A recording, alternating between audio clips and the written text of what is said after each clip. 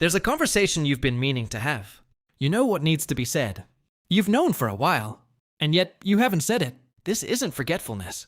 It isn't cowardice either, not exactly. Your brain has been running a quiet calculation in the background, weighing the cost of speaking against the cost of staying silent. And silence keeps winning. Psychologists call this anticipatory anxiety. Your mind simulates a future threat so vividly that it triggers the same stress response as a real one. The conversation hasn't happened, but your nervous system is already reacting as if it has. But the delay isn't the problem. The delay is a symptom of something else entirely. Here's what's actually happening. Your brain isn't avoiding the conversation. It's avoiding the version of you that exists after the conversation. Once something is said, the relationship changes.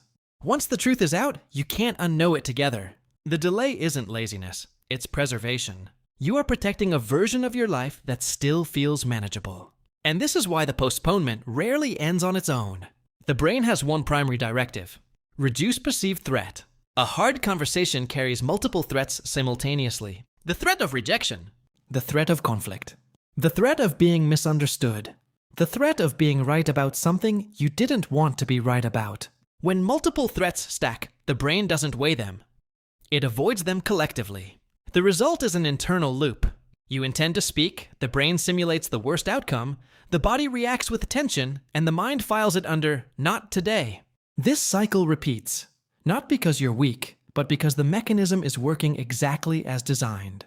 If you've watched this and already thought of a specific conversation, that recognition is not an accident.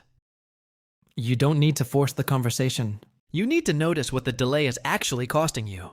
Not the relationship, not the outcome. The quiet ongoing weight of carrying something unsaid.